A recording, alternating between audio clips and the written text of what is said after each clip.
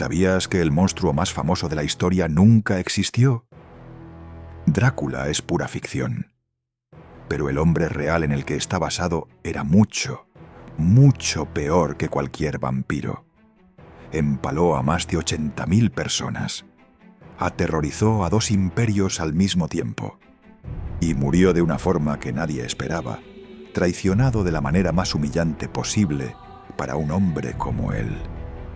Pero hay algo que casi nadie sabe, algo que los historiadores llevan siglos debatiendo sin ponerse de acuerdo.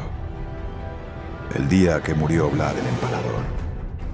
Puede que no estuviera realmente muerto cuando lo dieron por muerto. Quédate hasta el final porque lo que voy a contarte cambia completamente la historia que te han contado. Estos son sus últimos minutos. Para entender cómo murió Vlad, hay que entender primero por qué era como era. Y todo empieza con una traición que sufrió con 12 años. Una traición que no cometió un enemigo, la cometió su propio padre. En 1443, Vlad II de Valaquia entregó a su hijo al sultán otomano Murad II como rehén.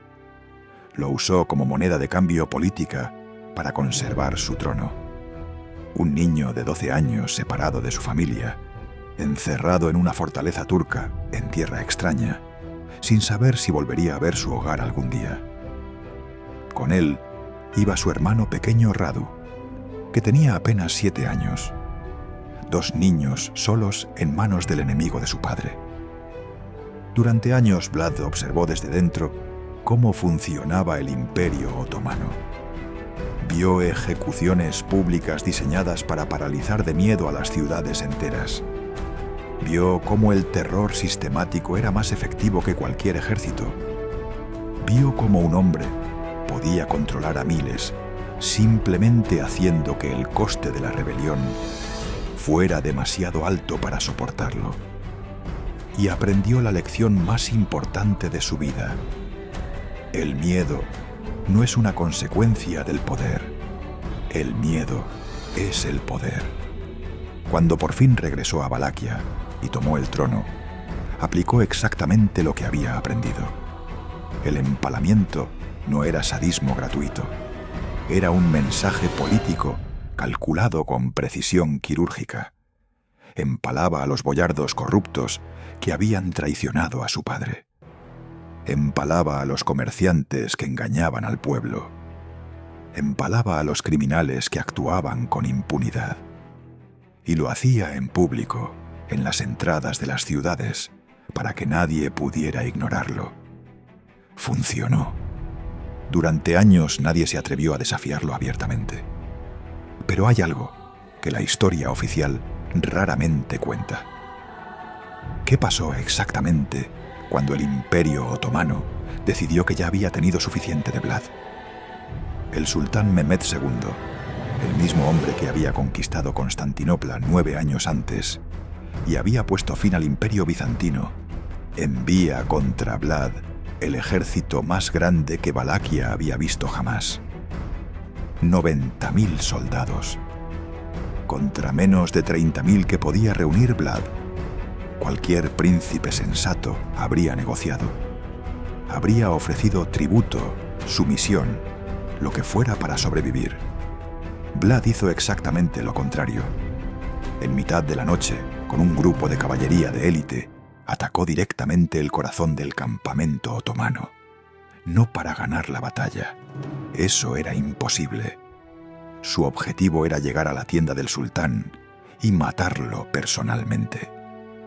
Si Mehmed moría, el ejército más poderoso del mundo se desmoronaba sin líder. Estuvo a punto de conseguirlo. Los jinetes de Vlad penetraron hasta el centro del campamento. Mehmed II escapó por cuestión de minutos, mientras sus guardias personales morían a su alrededor.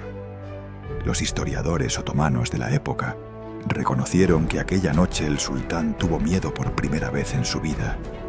Fue uno de los ataques militares más audaces de toda la Edad Media Y no lo ejecutó un general con 50.000 hombres. Lo ejecutó un príncipe con un puñado de caballeros en la oscuridad. Pero no fue suficiente. Vlad tuvo que retirarse. Y entonces ocurrió algo que no había calculado. Algo que lo destruyó más que cualquier ejército otomano. Su propio hermano Radu apareció liderando tropas otomanas contra él. El mismo Radu con quien había compartido el cautiverio de niño. El mismo con quien había dormido en la misma celda durante años. Ahora marchaba bajo la media luna otomana para quitarle el trono. Los boyardos valacos empezaron a pasarse al bando de Radu uno por uno. El pueblo, agotado por años de guerra, empezó a ver en Radu una alternativa más cómoda. Y Vlad, sin aliados, sin recursos, acorralado por todos lados, tomó la decisión que marcaría el resto de su vida. Huyó a Hungría a pedir ayuda al rey Matías Corvino, que supuestamente era su aliado cristiano en la lucha contra los otomanos. Lo que encontró allí, nadie lo vio venir. Y cuando lo sepas, no vas a poder creerlo. El rey Matías Corvino lo encarceló, sin juicio, sin cargos claros, con una excusa diplomática fabricada basada en unas supuestas cartas de Vlad, ofreciendo su reino a los otomanos. Cartas que casi todos los historiadores modernos consideran falsificaciones. 12 años. 12 años preso el hombre que había detenido el avance otomano hacia el corazón de Europa. Mientras los reinos cristianos dormían tranquilos porque Valaquia hacía de escudo, el hombre que había construido ese escudo con su propio terror estaba encerrado en una fortaleza húngara. Cuando por fin lo liberaron en 1475 y le devolvieron el trono, Vlad tenía 45 años. El cuerpo destrozado por años de campaña y prisión, el reino en ruinas. Los boyardos que lo habían traicionado seguían en el poder. Los otomanos seguían queriendo su cabeza. Y sus supuestos aliados habían demostrado exactamente lo que valían. Pero Vlad no se rindió. Nunca se rindió. Volvió a montar a caballo. Volvió a ponerse la armadura. Volvió a intentar recuperar lo que era suyo. Y ahí es donde su historia termina de la forma más misteriosa y perturbadora posible. Porque lo que ocurrió en diciembre de 1476, nadie lo sabe con certeza. Y las tres versiones que existen son igual de inquietantes. Diciembre de 1476. Vlad está en campaña militar cerca de Bucarest y de repente desaparece de los registros históricos.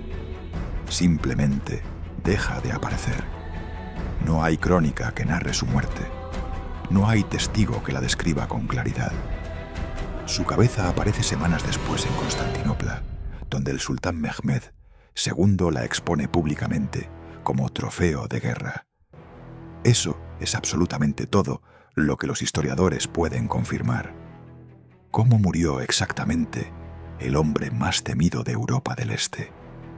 Hay tres versiones, y ninguna ha sido probada jamás. La primera dice que murió en batalla contra los otomanos, luchando hasta el último aliento, como había vivido siempre. Sus soldados lo perdieron de vista en el caos del combate, entre el barro y la sangre, y el sonido de miles de hombres matándose entre sí.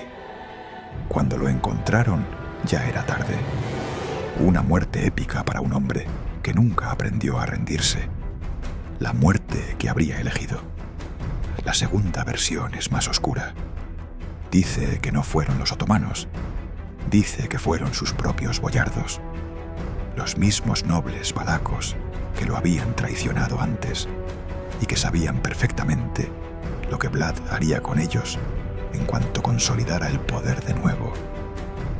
Alguien dentro de su propio ejército, alguien en quien confiaba, aprovechó la confusión de la batalla para clavarle un acero por la espalda. La traición definitiva para un hombre que había pasado toda su vida rodeado de traidores. murió a manos de los mismos que juró proteger. Y la tercera versión es la más perturbadora de todas, la más cruel. Dice que fue un accidente, que en el caos del combate, Vlad llevaba una armadura otomana capturada como táctica de guerra para confundir al enemigo, y que sus propios soldados, en la oscuridad y el caos, no lo reconocieron, y lo mataron creyendo que era un enemigo. El hombre más temido de Europa del Este, el que casi mató a un sultán en mitad de la noche, el que sobrevivió 12 años de prisión injusta, muerto por error por sus propios hombres, que no supieron quién era. Nunca sabremos cuál de las tres es verdad. Los registros históricos de ese período en Valaquia son fragmentarios, contradictorios y en muchos casos claramente manipulados por los que tenían interés en escribir la historia a su favor. Lo único que sobrevivió fue su cabeza, exhibida como trofeo en el palacio del sultán en Constantinopla. Pero la historia de Vlad no termina ahí, porque lo que ocurrió siglos después de su muerte es quizás lo más extraño de todo. 400 años después, un escritor irlandés llamado Bram Stoker pasó años investigando en bibliotecas de Londres el folclore del este de Europa, las leyendas sobre los Strigoi, los muertos que regresan a beber la sangre de los vivos, los palacos que gobernaban por el terror absoluto, las historias que los campesinos rumanos seguían contando generación tras generación sobre un príncipe que empalaba a sus enemigos y cuyo nombre solo se pronunciaba en voz baja. En 1897 publicó una novela. Le puso a su protagonista un nombre que había encontrado en sus investigaciones: Draculea, el hijo del dragón, el mismo nombre que llevaba Vlad. Y así, el hombre que aterrorizó a 2 imperios en vida encontró la forma de aterrorizar al mundo entero después de muerto, sin ejército, sin empalar a nadie, solo con su nombre y las historias que dejó detrás. El príncipe que fue traicionado por su padre, por su hermano, por sus nobles y por sus aliados. El que sobrevivió 12 años de prisión injusta. El que casi mató a un sultán en mitad de la noche. Ese hombre lleva muerto desde 1476. Pero cada vez que alguien pronuncia el nombre Drácula, en cualquier idioma, en cualquier rincón del mundo, Vlad sigue vivo. Solo que ahora todo el mundo lo llama conde.